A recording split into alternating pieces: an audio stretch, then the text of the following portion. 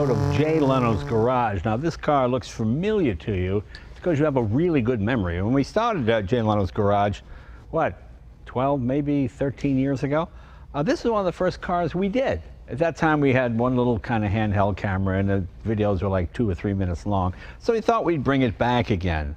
It's one of my more unusual cars, but one of my favorites. It is a 1958 Saab. It has 3 cylinders, it's 750 cc's, it's a 2-stroke engine, which means it has no valves or camshafts or anything like that. You have to mix the gas with the oil, you know, that whole deal. Originally it was a 3-speed, we put a 4-speed transmission in it, also from a Saab on the car, and it's just a lot of fun to drive. It's front-wheel drive. Saabs, of course, made in Sweden, and unique, truly a unique automobile. They were designed by airplane engineers, by jet engineers, designed by jets is what they used to say. Very aerodynamic, just wonderful and unusual cars to drive. What first got me interested in these was I had a friend of mine in high school named Fred. His mom had one of these. We used to take it out and just bomb around in it. And it had something called freewheeling. Now, if you don't know what that is when you engage freewheeling, that means when you get off the gas, the engine disengages from the transmission and you just roll along.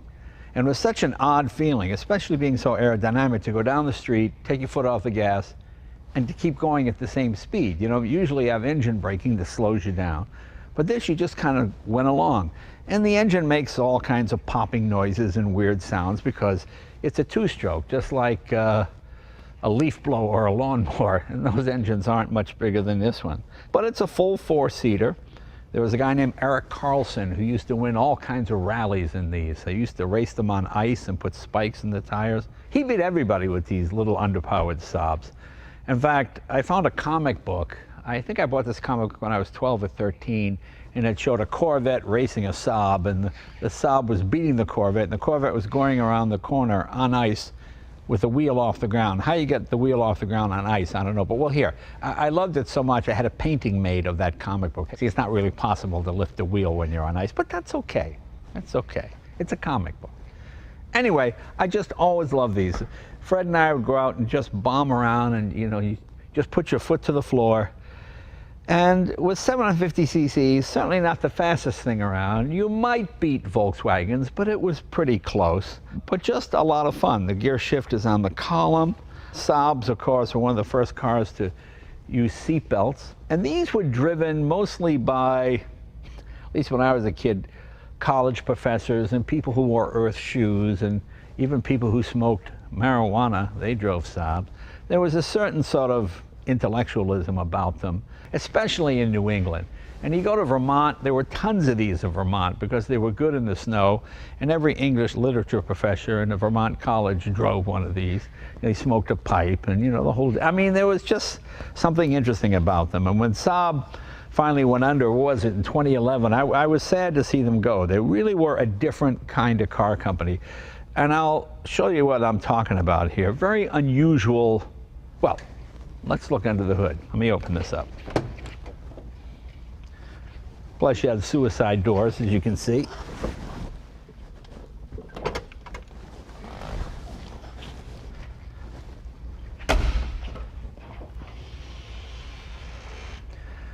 Okay, first off, the obvious. When was the last time you saw the engine in front of the radiator?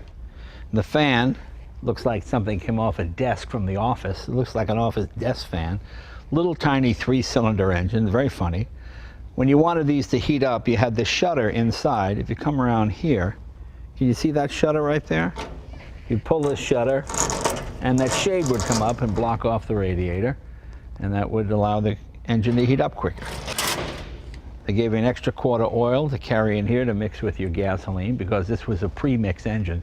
By that, it was about a ratio of 50 to 1. You put a little oil in with the gasoline like a 2-stroke engine. Later motorcycle cars did it automatically. You know, they had a little metering pump. But back in the old day, you had to sit and measure it out, and if it smoked too much, you put in too much oil. Put in too little oil, the engine seizes up. But that's another story. Radiators right here. To me, the most unusual feature of this car, well, let me go around the other side. The generator is also the water pump. From here forward, it's the generator. From the back of the generator, it runs the water pump. Imagine the British trying to combine water and electricity in one unit. Well, I just don't think they could do it.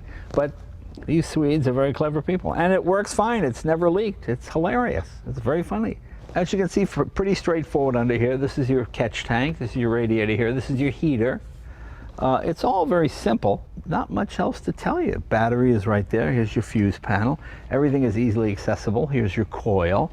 The heaters are unbelievable, these things, because it's Sweden and it gets cold. And they're pretty bulletproof cars. There's your twin horns right up here. They made a Monte Carlo model, which was the 850. That was, the big racing model. The horsepower is about, I don't know, 33 horsepower, something like that. Not the fastest thing out there, but they get the job done. And being a two-stroke, you get on the freeway and you just put it in high gear and put your foot on the pedal and just keep it to the floor. That was your, that was sort of your cruise control, just the weight of your foot, and you couldn't over-rev it. The thing was just run as fast as it could and it'd stay there, which is about 75 miles an hour. You might get 80 out of it on a good day. Pretty bulletproof, pretty cool cars. Come on, let's take a look at the inside. As you can see, you've got a suicide door. I got this car from a friend of mine named Tom Donnie. He's a big Saab guy. You know, that's what I love about the car hobby. There's always one guy who knows more about the most obscure models than anybody else. And he found this one for me about, 15 years ago. Saab, of course, was the first car to have seat belts. Everything else is pretty straightforward. These were kind of a thinking man's economy car. They're really unusual, really interesting automobiles to drive, as you'll find out in just a minute when you hear it run. They make the oddest noise. Nice solid door. Of course, your gas cap is right here. And you have a fairly good sized trunk. And of course, you got your two-stroke oil right here. You got to carry it because not many places carry two-stroke oil anymore. I'm sorry, no place carries two-stroke oil anymore. So you got to find it. And I got all the original books, which is kind of cool. I haven't looked at these in a while. There you go, there's your Saab 93. It's instruction book. I'm not sure how you say that. But everything you need to know. That's what I love about these old manuals. They tell you everything. Okay, when was the last time you had a car that told you how to take the carburetor apart, okay? Most just have a big sign, see your dealer. And the nice thing is, it's in Swedish.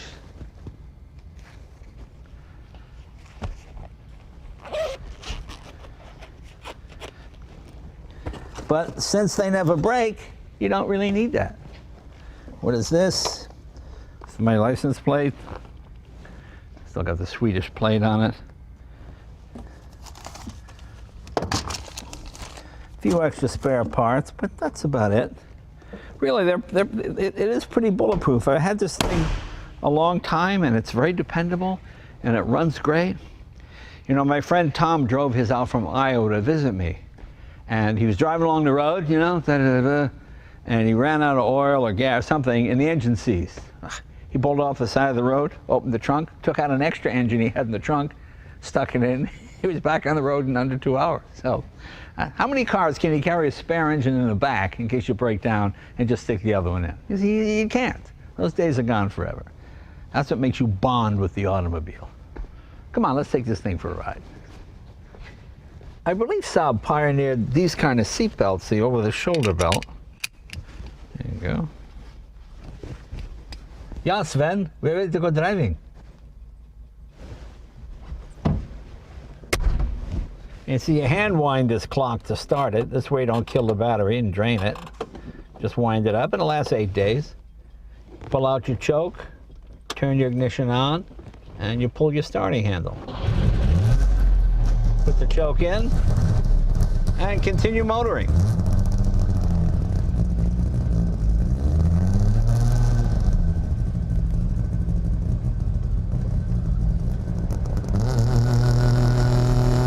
Such a fun car to drive. When knew I was a kid in New England, when it snowed, you take these out in the woods, you just bow through the trees with it, you know, it's small enough, you bounce off a few stumps. Plus, the speedometer registered in kilometers, so it seemed like you're going a lot faster. You know, your friends go, whoa, you're hitting 100. That's right, I'm hitting 100. It's kilometers, that's like 62.5 miles an hour. But that's all right. My friends are idiots. They didn't know any different. The 4-stroke Saab came in and lost kind of its luster for me. The charm was this 2-stroke engine, just with the odd sounds it made and the smell. It was just so unusual and so different. Nothing sounded like it. And that's with a muffler. You should hear without a muffler. Oh my God. Sounds like BBs in a tin can being rattled. Just the goofiest sound, isn't it?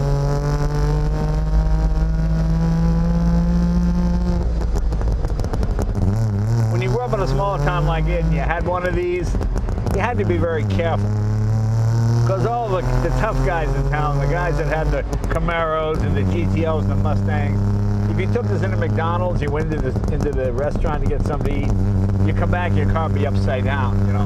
Like 4 or 5 guys would tip it upside down. Ooh, that's a big joke, you know. But you know, the funny thing is most cars, if the gas sits in the tank for 6 months or a year, it goes bad. You can't even drive it. My TR3, I didn't drive that for a long time, and God, it would barely go over 30 miles an hour. It was popping and banging because the gas had turned to shellac. With a 2-stroke, when you mix the oil with the gas, this gas has probably been in there for a couple of years. I haven't had this out in quite a while. And it runs fine. All cars nowadays are so much the same, and this is so unlike any other car. As I said before, this was originally a 3-speed car. All we did was add a 4-speed transmission to it, which reversed the pattern. But it is, other than that, completely stock. As I said, 33 horsepower or something like that. Not a whole lot, but it doesn't weigh a whole lot. And it goes pretty good.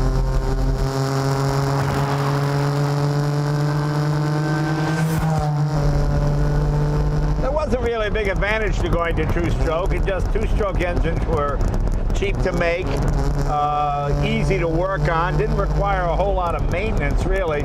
No valves to adjust, no oil to change. You know, you just had to pre-mix, you had to mix the gas with the oil.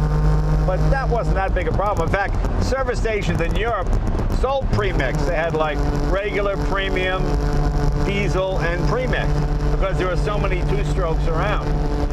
And then later, what happened was most of the Japanese 2-strokes and the Saabs as well, they put in their own metering device. So you'd fill one tank with oil, the other tank with gas, and it would meter it automatically. So you didn't have to sit there and try to figure out how much oil to put in. Because if you put in too much oil, then it would smoke, and that would cause a problem. They got rid of 2-strokes because ultimately they pollute a lot more than a 4-stroke engine. They're not as precise. These cars were great in cold weather. They made a lot of heat. 2-strokes are pretty loosely set up, so they ran better in cold weather. You weren't as likely to, you know, the oil sticking up and you couldn't crank it or any of that kind of thing. Because there wasn't any oil. There was just the oil and the gas. It just makes such an unusual noise. And the freewheeling, it still makes me smile. Like I just took my foot off the gas, and I'm coasting at just about the same speed I was going before, because between the aerodynamics and the fact that there's no compression braking, you save fuel. Saabs were first introduced in America, I think about 1956. This is a 1958 model, so this is right at the very beginning. And believe me, next to a 58 Cadillac or Buick, this is a weird looking car. People go, what? And they weren't cheap. You know, foreign cars were less expensive than a lot of American cars, but I think you got a lot more for your money with an American car. But extremely well made, extremely durable. You'll always say, how do you find a car like this? Whatever car you're looking for, there's a club. And in that club, there's a guy. And that guy has got more knowledge about where all the weird stuff is than anybody else. And that's the best way to find a car. If you're looking for 57 Cadillac, you join the Cadillac Club. And there'll always be somebody either retiring or somebody passed away or they're tired of it or whatever it might be.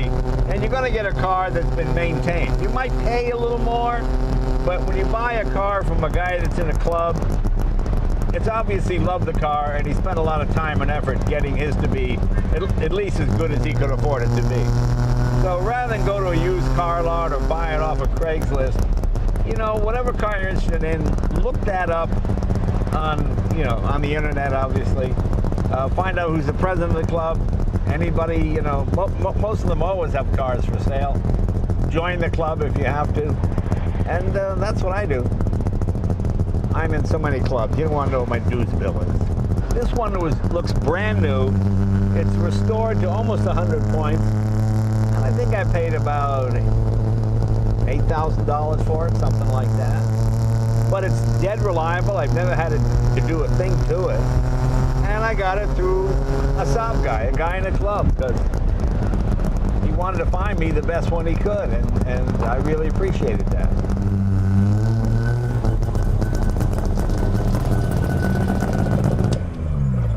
All right, see, this is proof. You don't have to have a McLaren or a Ferrari to have fun. This thing, as I said, just makes me smile. They're just terrific. And you can still find them pretty reasonably priced. I mean, they're getting up there, especially if you get the Monte Carlo. That's the big 850cc model. A lot of guys can't handle that one. That's got something like 40 horsepower. So, yeah. But that's okay. You want to start out with something simple. But as you can see, it's a lot of fun to drive. It's different. It attracts attention. People love it. It smells funny. Environmentalists will chase you. It's fantastic. See you guys next week.